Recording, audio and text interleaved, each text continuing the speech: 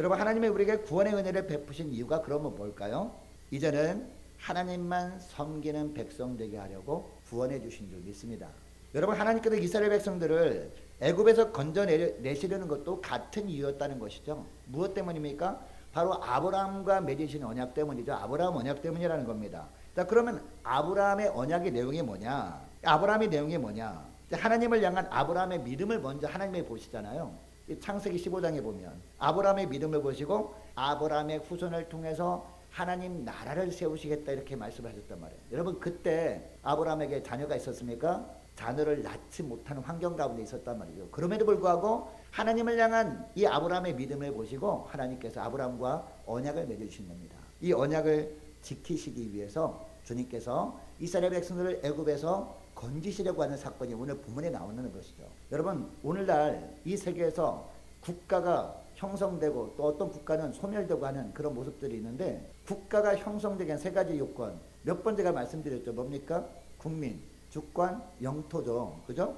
가장 먼저 국민이 있어야 되잖아요. 영토와 국민이 없으니까 주권이 없겠죠.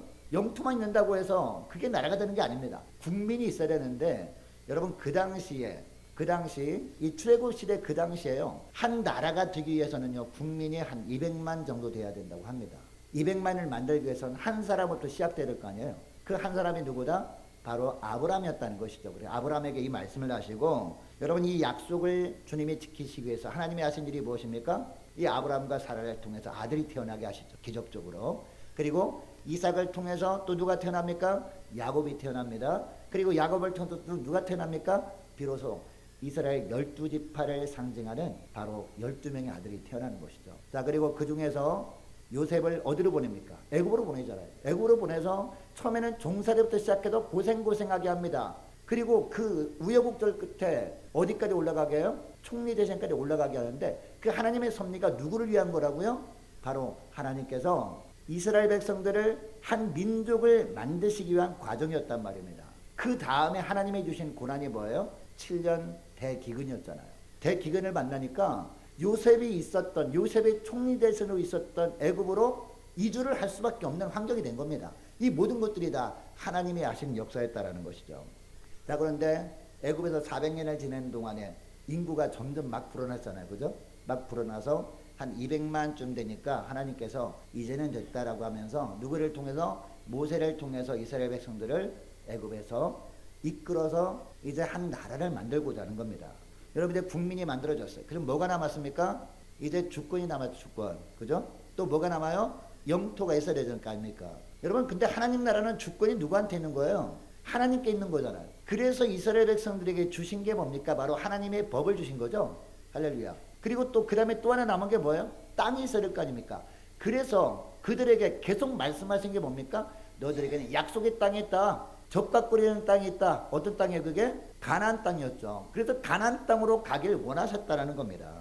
자, 그래서 마지막 영토가 필요하기 때문에 모세를 통해서 하나님께서 이스라엘 백성들을 애굽에서 나오게 하시고 약속의 땅인 가나안 땅으로 인도하시려고 한 겁니다. 그런데 여러분 당시 이스라엘 백성들이 어떤 신분이었습니까? 노예 신분이었잖아요. 그런데 누구의 노예입니까? 애굽의 바로 왕의 노예였다는 것이죠. 노예 신분이었기 때문에 노예라는 것은 무슨 얘기예요? 바로 왕의 소유였다는 겁니다. 대부분의 사람들이 인정하는 그런 환경이었다는 것이죠. 그러니까 자기들이 200만이 됐다고 우리가 애굽에서 나가겠습니다라고 한다 보내줄까요? 여러분 바로 왕이 보내줄까? 한 사람도 아니라 200만이라는 모든 민족을 다 이끌고 애굽에서 나갈 테니까 허락해달라면 허락해 줄까요? 당연히 허락해 주지 않죠. 왜? 자기 자산이기 때문에. 그래서 하나님께서 바로가 이스라엘 백성들을 보내줄 수밖에 없도록 한 게 뭡니까? 바로 애굽의 10재앙이었단 말입니다. 그러니까 오늘 본문은 애굽의 10재앙 중에서 이번에는 몇 번째 재앙입니까? 8번째 재앙입니다. 메뚜기 재앙이에요. 여러분 이 메뚜기 재앙을 통해서 하나님께서 우리가 어떤 말씀을 하셨는지 오늘은 두 가지만 살펴보길 원합니다. 어떤 말씀을 하시느냐. 첫째로 우리가 살다 보면 우리가 믿음의 길을 가는데 그 길을 탁탁 가로막는 사람이 있잖아요. 아, 저 원수 같은 사람만 없으면 내가 편안하게 믿음 생활할 것 같은데 자꾸 믿음으로 살려고 하면 자꾸 이렇게 걸고 넘어져. 믿음으로 살지 못하게 자꾸 회방하는 사람이 가정에도 있을 수 있고요. 직장에도 있을 수 있다는 거죠. 그리고 우리가 가까이 하는 이웃들 중에서도 있을 수 있다는 겁니다. 그런 이웃들을 통해서 우리에게 고난을 주시는 이유가 무엇인지 말씀하고 있어요. 그 고난을 주신 이유가 뭐냐? 하나님께서 단순히 사람들의 생각 속에 갇혀있는 하나님이 아니라 단지 그냥 눈에 보이지 않으니까 관념적인 신이 아니라 살아계신 하나님이라는 것을 증거하기 위해서 그들을 하나님이 사용하시는 거란 말입니다. 그 고난을 사용하셔서 누구한테? 예수 믿는 우리에게 하나님은 지금도 살아 역사하시는 하나님이심을 보여주기 위해서 그들을 사용하시는 거란 말입니다. 자, 1절 말씀 보시기 바랍니다. 자, 1절 말씀 보니까 하나님께서 모세에게 다시 바로에게로 들어가라라고 말씀하십니다. 여러분, 만일 우리가 모세라면 이 말씀을 들을 때 어떤 생각이 들까요? 그동안 하나님께서 모세를 바로에게 보낼 때마다 그동안 7번이나 순종했잖아요. 7번이나 순종해서 어떤 말씀을 전했습니까? 똑같은 말씀을 지속적으로 전했습니다. 내 백성을 보내라. 그들이 나를 섬길 것이냐. 하나님의 말씀을 대언했습니다. 그때마다 여러분, 이 바로왕이 어떻게 했습니까? 마음을 완악하게 해서 순종하지 않았잖아요. 그죠? 7번이나 갔는데 하나님의 말씀을 안 듣고 또 가는데 또 거절하고 또 가는데 또 이제 하나님을 인정하지 않고 순종하지 않습니다. 그런데 8번째 또 가라고 하시는 거예요. 여러분, 이 모세가 일반인이었다면 어떤 생각을 했을까요? 우리 같은 일반인이었다면 어떤 생각을 했을까요? 아니, 그동안도 7번이나 바로에게 하나님께서 가라고 할 때마다 가서 말씀을 전했는데 계속해서 이렇게 거부한 것을 보면 이번에도 보나마나 바로왕이 또다시 하나님의 말씀에 불순종할 텐데 왜 또 똑같은 말씀을 하시나, 이런 생각을 하지 않았을까라는 생각이 듭니다. 여러분, 그럼에도 불구하고 하나님께서 모세에게 이런 말씀을 또 하시는 이유가 뭘까요? 모세에게 바로에게 또 가라 라고 하시는 이유가 뭘까요? 자, 우리 본문 말씀 보시기 바랍니다. 1절 중반절부터 보니까 뭐라고 하는지, 내가 그의 마음과 그의 신하들의 마음을 완강하게 함은 나의 표정을 그들 중에 보이기 위함이며 라고 하고 있습니다. 여러분, 여기 보니까 이 바로의 마음을 완강하게 한 것은 하나님이 하신 것처럼 이렇게 묘사되어 있거든요. 이것은 무슨 얘기냐면 하나님이 내버려뒀다는 겁니다. 이 바로가 마음을 완강하게 먹어도 그냥 내버려뒀다는 겁니다. 누구를 위해서? 이스라엘 백성들을 위해서. 그리고 애굽 사람들에게 하나님의 살아계신 증거를 보여주시려고 그냥 내버려뒀다는 겁니다. 그리고 2절 말씀을 보시기 바랍니다. 내가 애굽에서 행한 일들 곧 내가 그들 가운데서 행한 표징을 내 아들과 내 자손의 귀에 전하기 위함이라. 그 다음에 어떤 말씀이 나옵니까? 너희는 내가 여호와인 줄 알리라. 이 말씀을 합니다. 너희는 내가 여호와인 줄 알리라. 이 말씀은 어떤 의미냐? 그 당시 사람들은, 애굽 사람들은 하나님은 어떤 형상이 없잖아요. 대부분의 애굽 사람들은 어떤 신을 숭배할 때 어떤 형상을 만들어 숭배했잖아요. 개구리 형상도 만들고 송아지 형상도 만들고 해서 어떤 형상 앞에 가서 숭배했다면 그들이 노예로 버리고 있었던 히브리 사람들은요, 하나님을 숭배한다고 하는데, 하나님을 섬긴다고 하는데 하나님은 어떤 형상도 없는 겁니다. 그러다 보니까 어떤 형상 앞에서 절을 하면서 우상을 숭배했던 사람들의 눈에는, 여러분, 이 하나님은 어떤 신이라고 생각할까요? 아, 단순히 그냥 관념적인 신이구나, 그들의 생각 속에 만들어낸 신이지 가짜 신이구나 라고 여길 것 아니겠습니까? 그런데 하나님은 어떻게 하기 위해서 그들을 완악하게 하셨다? 그들에게 표징을 줌으로 말미암아 하나님은 관념적인 신이 아니라 살아계신 하나님이심을 증거하기 위해서 그들을 완악하도록 내버려뒀다, 이 말씀을 하는 겁니다. 자, 그리고 특별히 2절 마지막 부분 아주 중요한 말씀이 나오는데, 너희는 내가 여호와인 줄 알리라 라고 말씀하는데요, 이 말씀은 또 누구를 향한 말씀이냐? 바로 이스라엘 백성들을 향한 말씀이기도 합니다. 왜냐하면 이스라엘 백성들이 만약에 애굽의 열재앙이 없었더라면 애굽에서 나온다 그럴지라도 세월이 흐를수록 어떻게 될까요? 애굽에 있는 동안에는 이 노예 신분이었기 때문에 너무나 고단한 삶을 살았잖아요. 그래서 하나님을 숭배하긴 했습니다. 하나님을 섬기긴 했습니다. 그러나 세월이 흐를수록 어떻습니까? 또 평안한 때도 올 것 아니겠습니까? 평화의 시대도? 그러면 어떻게 될까요? 하나님을 섬기기는 하겠지만 단순히 관념적인 신으로 생각하고 섬기는 거 아니겠습니까? 눈에 보이지 않으니까. 그럴까봐 하나님께서 애굽의 열재앙, 특별히 오늘 본문에 메뚜기 재앙, 엄청난 재앙을 주심으로 말미암아 애굽에서 나온 다음에 이스라엘 백성들에게 계속해서 이야기를 하라는 겁니다. 하나님은 단순히 우리의 생각 속에 갇혀있는 하나님이 아니다. 하나님의 눈에 보이지 않는다고 그냥 거짓신이 아니다. 살아계신 하나님이다. 그 증거가 뭐냐? 애굽의 열재앙이다. 특별히 메뚜기 재앙이다라는 것을 알리기 위해서 하나님이 바로 애굽 사람들 그리고 바로 왕을 그냥 강팍하도록 내버려 둔 겁니다. 계속해서 강팍하니까 하나님께서 표징을 보여줄 수밖에 없잖아요. 이 표징을 보여주시기 위해서 그들을 강팍하게 내버려 뒀다라는 겁니다.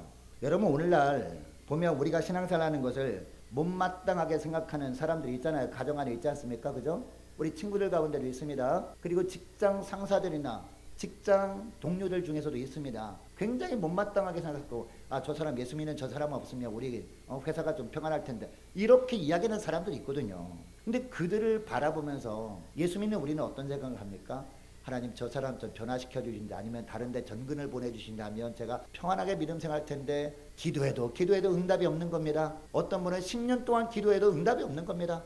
오히려 그들이 승진도 잘하고 하는 걸 보면서 하나님 앞에서 좀 이렇게 마음이 좋지 않은 가운데 우리가 나올 때가 있거든요. 하나님께서 왜 그들을 강팍하도록 내버려 주시냐? 누구를 위해서인 거예요? 바로 우리들을 위한 겁니다. 우리가 그런 고난이 없이 평안함만이 계속되게 되면 하나님을 살아계신 하나님으로 우리가 절절한 가운데 섬기지 않냐고 단순히 그냥 하나님을 형식적으로만 섬길까봐 그들을 강팍하게 내버려 뒀다는 겁니다. 여러분, 이것을 보면 우리는 그런 사람들을 바라볼 때, 그런 사람들을 통해서 우리가 힘든 고난을 겪을 때마다 우리가 어떤 삶을 살아야 되느냐, 이처럼 그들을 강팍하게 내버려 주신 하나님을 향해서 우리가 어떻게 해야 돼요?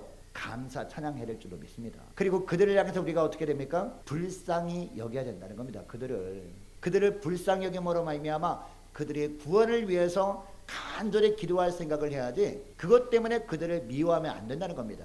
할렐루야.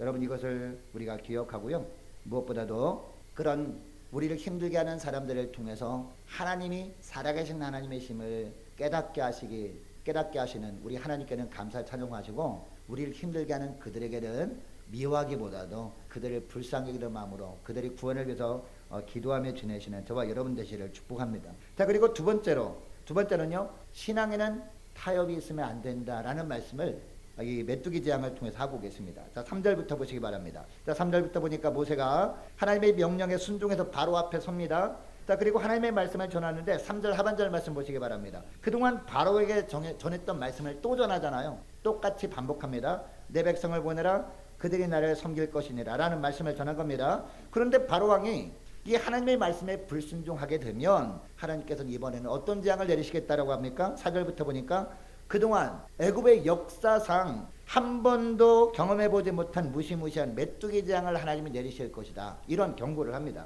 자, 5절에 보니까 엄청난 메뚜기 떼가 몰려와가지고 애굽 전역의 땅을 다 덮어버릴 것이다 라고 합니다. 사람들이 아무리 땅을 바라본다 그럴때 메뚜기가 싹 다 덮어버리니까 땅을 보지도 못할 것이다, 이 정도 합니다. 심지어는요, 이 메뚜기 떼들이 우박재앙을 면하고 나면 모든 것을 다 먹어 틔울 것이라고 합니다. 심지어 들에서 자라는 모든 나무를 먹어버릴 것이고, 그리고 바로 왕국뿐만 아니라 신하의 집들과 모든 애굽 사람들의 집에 메뚜기 떼들이 가득하게 될 것이다. 너무나 끔찍하지 않습니까? 여러분, 간혹 가다가 이 메뚜기들 보지 않습니까? 그죠? 시골에 보면 메뚜기 떼들 날아다니는 거 보는데 몇 마리 안 날아다니잖아요. 근데 메뚜기 떼가 여러분 수억 명, 아니 수억 마리뿐만 아니라 수십억 마리, 수조 마리 막 날아다니는 거 생각해 보시기 바랍니다. 그것도 메뚜기가 작은 메뚜기 아니라 큰 메뚜기 떼가, 어마어마한 메뚜기 떼가 애굽 전역을 덮었다고 생각해 보시자고요. 너무나 끔찍하지 않습니까? 여러분, 모세가 바로 왕에게 이 하나님의 말씀을 전할 때 바로 왕만 들은 게 아니었거든요. 그 옆에 누가 있었습니까? 바로 왕의 신하들이 듣고 있었습니다. 그리고 그동안 7번이나 이 애굽의 재앙을 내릴 때 이 신하들은요, 직접 눈으로 보았습니다. 눈으로 보면서 정말 모세가 예언한 대로 되어지네 하면서 점점 공포감이 밀려오지 않았겠습니까? 근데 8번째는 메뚜기 재앙에 대한 예언을 할 때 여러분, 이 신하들은 어떤 마음이 들었을까요? 너무나 두려웠을 겁니다.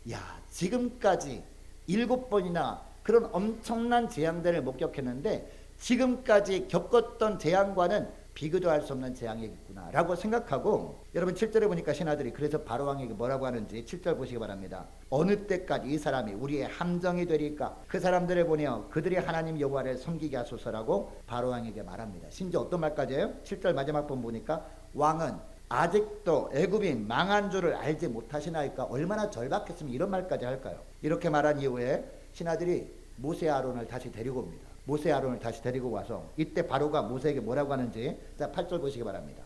가서 너희의 하나님 여호와를 섬기라 라고 합니다. 여러분, 여기까지만 했으면 얼마나 좋았을까요? 그죠? 가서 너희의 하나님을 섬기라, 여기까지만 했으면 이제야 비로소 모세가 꺾이는구나 라고 이 바로가 꺾이는구나 라고 생각할 수 있는데, 여러분, 그 다른 말을 덧붙이죠. 뭐라고 덧붙입니까?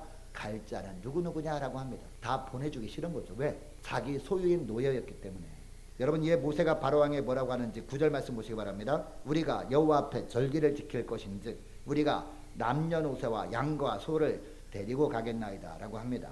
백성들이 하나님을 섬기는데 모든 백성들, 남녀노소 모든 백성들이 하나님만을 섬겨야 되겠습니다. 이런 이야기를 한 겁니다. 심지어 양과 소를 데리고 가겠다는 것은 무슨 얘기예요? 모든 재산까지도 싹 다 가지고 가겠습니다. 그래서 이 모든 재산도 이제는 하나님의 영광만을 위해서, 하나님 나라를 위해서 사용하겠습니다. 이렇게 한 거죠. 여러분이 대답을 들은 바로가 어떤 반응을 보이는지 10절 11절 말씀 보시기 바랍니다. 뭐라고 해요? 아이들은 두고 가라 라고 하죠. 아이들은 두고 가라. 장정만 가서 여호와를 섬기라 라고 합니다. 여호와 하나님을 섬기는 것은 허락해 주겠다라는 겁니다. 그러나 아이들은 빼고 장정들만 가서 하나님을 섬기라 라고 하고 있습니다. 이렇게 말을 하고서 바로왕은 이 모세와 아론을 내쫓아 버립니다. 여러분 결국 이 하나님께서 모세를 통하신 말씀처럼 이 모세가 하늘을 향해서 지팡이를 드니까 메뚜기 재앙이 막 임합니다. 하나님께서 엄청난 동풍을 하루 종일 불게 하니까 메뚜기 떼가 왕창 날라가지고 애굽 전역을 덮어버린 거예요. 그것을 보고서야 이 바로왕은 회개하는 척합니다. 내가 잘못했으니까. 그러나 하나님은요 그것도 받아주셔가지고 이 모세의 기도를 들으시고 이번에는 반대로 서풍을 강력하게 불게 하셔가지고 이 메뚜기 떼를 홍해에 다 수장시켜 버립니다. 여러분 바로가 아이들은 두고 장정들만 가라라고 했을 때 세상적인 관점으로 보면 어떤 생각이 들까요? 그동안은 전혀 허락하지 않았잖아요. 그동안은 바늘도 안 들어갈 정도 아니었습니까? 완악해서. 근데 이번에는 그래도 장정들은 가라고 허락해 준 것 아니겠습니까? 그래서 우리가 세상적인 시각으로 보면 어떤 마음이 들어요? 야 이거라도 어디냐.